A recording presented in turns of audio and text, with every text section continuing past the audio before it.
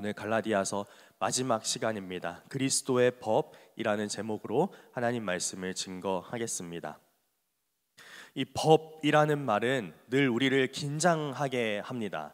대학에서 법학을 공부하던 시절에는 이걸 내가 제대로 외우고 이해하지 못하면 시험을 망치니까 스트레스거리이기도 했는데요. 일반적으로도 법은 모든 것을 차갑게 만들거나 딱딱하게 만들고 뭔가 내가 하기 싫은 것 또는 하기 어려운 것들을 지시하거나 명령하고 또 그것을 지키지 않으면 처벌을 줄 것 같은 그런 느낌을 줍니다. 또 가만히 있다가도 법대로 하자 그러면 뭔가 되게 딱딱해지는 관계가 되기도 하죠. 이 갈라디아서라는 바울의 편지를 받아서 읽거나 또는 누군가가 낭독하는 그 소리를 듣고 있던 갈라디아 성도들에게는 그 법이 주는 긴장과 딱딱함, 이런 차가움이 더욱 심했을 겁니다. 왜냐하면 이 성도들 중에 대다수가 많은 이들이 하층민들이었기 때문입니다.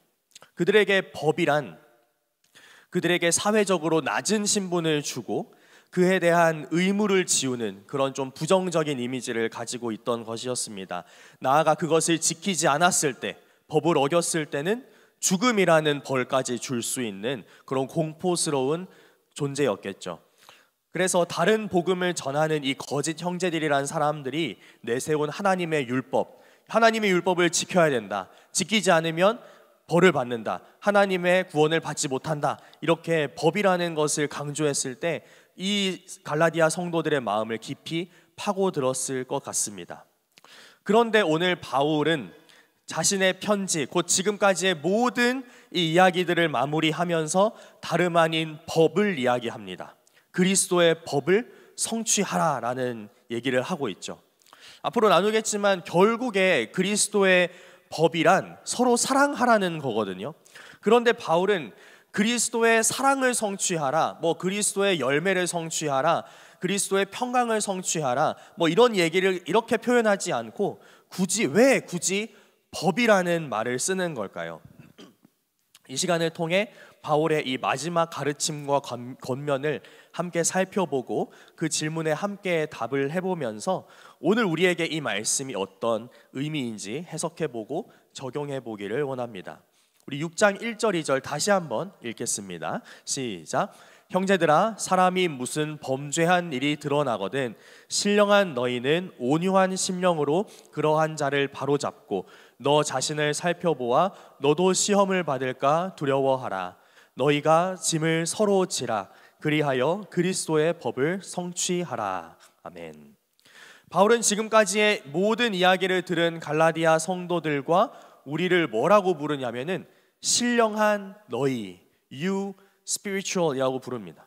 신령하다라는 말에 붙은 그런 어떤 좀 이상한 이미지를 제거하고 말 그대로 영적인 너희라는 말입니다. 영적이라는 것이 무엇입니까? 지난주에 본 5장의 이야기를 반영해서 생각해 보자면 바울은 우리와 그 갈라디아 성도들이 이렇게 부르고 있는 겁니다.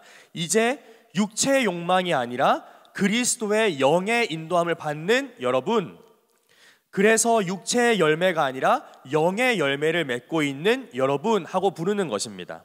그러면서 이야기합니다. 그런 여러분은 공동체에서 누군가가 잘못에 사로잡혔을 때, 복음의 진리로 바르게 걷지 않을 때 두 가지를 할 수가 있습니다. 하나는 영의 열매 중 하나인 온유라는 마음과 태도로 그들을 원상태로 돌려놓는 것이고, 또 하나는 자기 자신을 점검해서 같은 잘못에 빠지지 않도록 조심하는 것입니다. 이것이 서로가 서로의 짐을 지는 것이고 바로 그리스도의 법을 이루는 것입니다 라고 이야기합니다. 사실 이것은 그 거짓 형제들이란 사람들, 곧 율법주의자들의 특징을 정조준하는 것입니다. 흔히 하는 말로 저격한다고 얘기하죠. 그들은 자기 말에 따르지 않는 사람들, 자기와 다른 사람들을 철저하게 배척하고 잘라냈거든요. 또 그들은 자기들도 제대로 지키지 않는 것들을 남들에게 지키라고 강요하기도 했습니다. 6장 12절 13절 한번 읽어보겠습니다. 시작. 무릇 육체의 모양을 내려 하는 자들이 억지로 너희에게 할례를 받게 함은 그들이 그리스도의 십자가로 말미암아 박해를 면하려 함뿐이라. 할례를 받은 그들이라도 스스로 율법은 지키지 아니하고 너희에게 할례를 받게 하려 하는 것은 그들이 너희의 육체로 자랑하려 함이라. 그들은 자기들의 짐을 힘없는 사람들에게 떠넘기면서도 자기들은 율법을 지키는 사람들이다, 하나님의 법을 성취하는 사람들이라고 자부했습니다. 바울은 단호하게 거부합니다. 그건 이웃 사랑이 아니다. 그건 하나님을 사랑하는 것도 아니다. 그건 결코 예수 그리스도를 통해서, 그분의 십자가를 통해 확증하신 하나님의 그 사랑을 본받는 것도 아니고, 그래서 하나님의 법을 성취하는 것도 아니라는 거예요. 예수 그리스도 안에서 새로운 정체성, 새로운 생명, 새로운 소속을 얻은 그리스도인이라면 오직 그분을 통해서, 예수님을 통해서 쏟아 부어진 그 사랑을 따라, 그리고 서로 사랑하라는 말씀을 따라 형제 자매들을 사랑함으로써 서로가 서로에게 노예가 되어 섬김으로써 그리스도의 법을 성취할 수 있다는 겁니다. 바꿔 말하면 오직 예수님을 삶의 주인으로 받아들이고 그분을 온전히 신뢰하고 말씀에 복종하며 그 영의 인도하심의 모든 주도권을 내어드린 사람에게 그리스도의 법을 성취할 수 있는 자유와 특권이 주어졌다라는 말입니다. 할례 말고, 율법 지키려고 하는 마음 말고 서로 사랑하려는 마음을 가진 사람들에게 자유와 특권이 주어졌다라는 말이죠. 그래서 이제 바울은 그리스도의 법을 성취하는 그 특권을 우리가 어떻게 행사할 수 있는지, 그 자유를 어떻게 우리가 실질적으로 누릴 수 있는지 그 방향성을 제시하는데요, 5가지로 제시합니다. 첫째로, 언제나 자신을 먼저 살피시기 바랍니다. 우리 6장 3절에서 5절 말씀 읽겠습니다. 시작. 만일 누가 아무것도 되지 못하고 된 줄로 생각하면 스스로 속임이라. 각각 자기의 일을 살피라. 그리하면 자랑할 것이 자기에게는 있어도 남에게는 있지 아니하리니 각각 자기의 짐을 질 것이니라. 다른 사람을 섬기고 공동체를 세우는 가장 중요한 기초는 나 스스로를 정직하게 성찰하고 또 사회에서, 가정에서, 교회에서 자신에게 주어진 일을 충실히 감당하는 것이라는 얘기입니다. 두 번째로, 모든 좋은 것을 서로 나누시기 바랍니다. 우리 6장 6절 말씀 읽겠습니다. 시작. 가르침을 받는 자는 말씀을 가르치는 자와 모든 좋은 것을 함께 하라.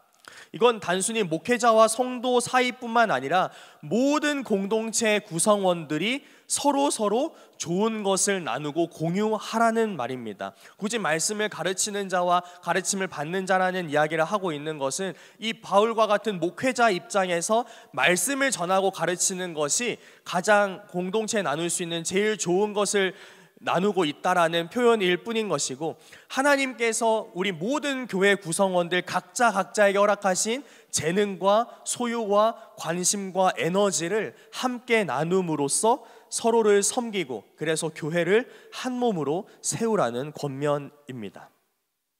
세 번째로는 하나님의 성품과 원칙을 기억해야 합니다. 우리 6장 7절 8절 말씀 읽겠습니다. 시작.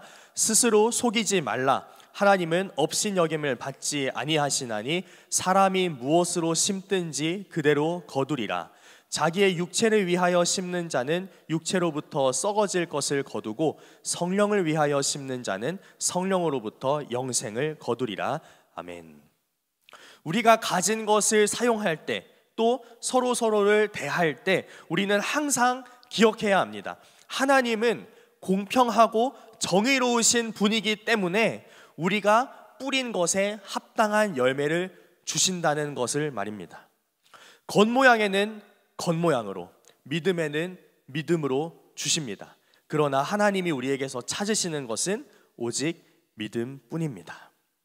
네 번째로, 선행은 가능한 최대치로 하시기 바랍니다. 6장 9절과 10절 말씀 읽겠습니다. 시작. 우리가 선을 행하되 낙심하지 말지니 포기하지 아니하면 때가 이름에 거두리라. 그러므로 우리는 기회 있는 대로 모든 이에게 착한 일을 하되 더욱 믿음의 가정들에게 할지니라. 아멘. 여기 이제 기회 있는 대로라는 타이밍이 나오고요, 모든 이에게라는 대상이 나옵니다. 가능한 모든 대상에게 가능한 모든 때에 이 섬김을 실천하라는 말입니다. 하나님께서 또한 그에 합당한 수확을 주실 것이기 때문입니다. 이미 우리를 살리기 위해 자기 자신을 아끼지 않으신 예수님 앞에서 그 사랑을 본받고 실현하고 그 말씀에 순종하고자 하는 이 섬김에 있어서 우리가 아껴도 되는 것은 아무것도 없습니다.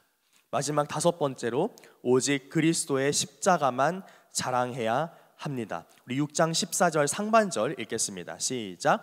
그러나 내게는 우리 주 예수 그리스도의 십자가 외에 결코 자랑할 것이 없으니. 아멘. 우리의 모든 짐을 대신 지고 높이 들리신 그곳, 우리를 향한 하나님의 영원한 사랑이 확증된 곳, 우리가 그리스도와 연합한 새로운 피조물로 다시 창조된 곳인 그 십자가를 언제나 앞세우라는 말입니다. 나의 생각보다, 나의 지식보다, 나의 경험보다 오직 그 십자가를 앞세우라. 십자가를 통해 하나님을 볼 때, 십자가를 통해 서로를 바라볼 때, 십자가를 통해 세상을 볼 때 우리는 죄로 물든 세상의 모든 질서, 곧 서로가 서로의 주인 되려고 하는 그 풍조를 거슬러서 서로가 서로에게 노예가 되어 섬기라는 그리스도의 법을 이룰 수 있습니다. 바울은 이 모든 자유와 특권, 우리 한번 그 5가지를 같이 한번 다시 읽어보겠습니다. 시작. 언제나 자신을 먼저 살피시기 바랍니다. 모든 좋은 것을 서로 나누시기 바랍니다. 하나님의 성품과 원칙을 기억해야 합니다. 선행은 가능한 최대치로 하시기 바랍니다. 그리스도의 십자가만 자랑해야 합니다. 이 모든 자유와 특권이 죄인이었던 우리에게 주어질 수 있는 근거가 무엇인지를 다시 한번 강조하는데요, 우리 6장 14절 하반절부터 15절 같이 읽겠습니다. 시작. 그리스도로 말미암아 세상이 나를 대하여 십자가에 못 박히고 내가 또한 세상을 대하여 그러하니라. 할례나 무할례가 아무것도 아니로되 오직 새로 지으심을 받는 것만이 중요하니라. 아멘. 예수 그리스도의 십자가에서 일어난 진짜 사건은 세상과 나의 단절이고 동시에 그리스도와 나의 연합입니다. 그러한 존재로 새롭게 태어난 것입니다. 그러므로 세상의 그 어떤 힘도, 그 어떤 가치관도, 질서도 나를 더 이상 그 아래 가두거나 올가매지 못합니다.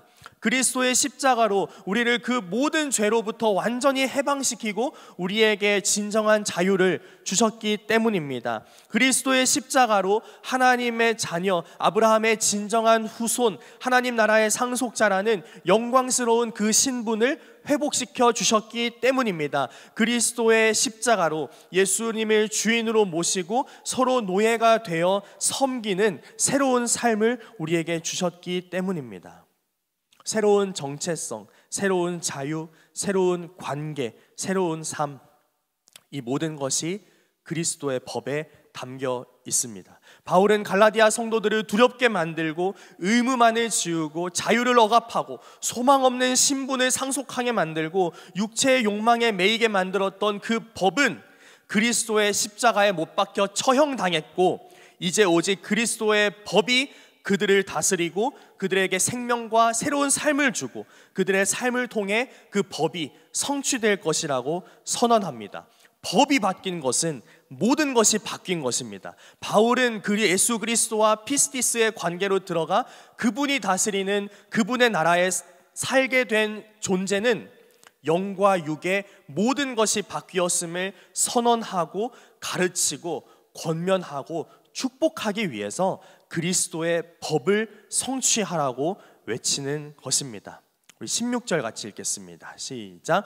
무릇 이 규례를 행하는 자에게와 하나님의 이스라엘에게 평강과 긍휼이 있을지어다. 아멘. 그러므로 이제 율법을 지키고 강요하는 유대인이 아니라 그리스도의 법을 지키고 성취하는 그리스도인들이 하나님의 이스라엘, 곧 진정한 하나님의 선택받은 백성입니다. 진정한 왕이신 하나님의 평강과 긍휼을 누리기에 합당한 사람들입니다. 세상은 여전히 죄로 어둡게 물들어 있고 그 어둠을 틈타 다른 복음, 거짓 복음이 우리의 마음과 우리의 관계를 끊임없이 공격하기에 그리스도의 법을 행하는 것도, 하나님의 이스라엘답게 사는 것도 사실 결코 쉽지 않습니다. 심지어 교회 안에서도 그렇습니다. 그러나 그 어떤 것도 방해할 수 없는, 끊을 수 없는, 없애버릴 수 없는 그 평강과 긍휼이 우리의 왕이신 하나님께 있기에 그 새로운 삶이 쉽지 않을지언정 결코 포기할 수 없습니다. 잠깐 주저하고 흔들릴지언정 결코 무너질 수 없습니다. 잠깐 길을 돌아갈지언정 결코 실패할 수 없습니다. 그래서 바울은 마지막으로 이제 논쟁을 그치고 예수를 주인으로 모시는 삶으로, 그분의 영의 인도함을 받는 삶으로 속히 나아갈 것을 권면하며 축복합니다. 우리 17절 18절 마지막 구절입니다. 읽겠습니다. 시작. 이후로는 누구든지 나를 괴롭게 하지 말라. 내가 내 몸에 예수의 흔적을 지니고 있노라. 형제들아, 우리 주 예수 그리스도의 은혜가 너희 심령에 있을지어다. 아멘. 바울의 몸에는 이미 예수가 그의 주인이라는 자국이 많았습니다. 그것은 핍박과 고문의 상처이기도 하고, 더 중요하게는 이전과 완전히 바뀌어 버린 그의 삶 자체이기도 합니다. 우리의 몸에는, 우리의 삶에는 어떤 자국이 찍혀 있습니까? 그리고 우리는 서로의 삶에 어떤 자국을 남기고 있습니까? 헛된 자유로 주인이 되려 하십니까? 아니면 진정한 자유로 종이 되려 하십니까? 갈라디아서를 통해 성령님께서 밝게 비추어 주신 길, 곧 그리스도의 법을 성취하는 그 길을 함께 걸어가는 우리가 되길 주님의 이름으로 축원합니다.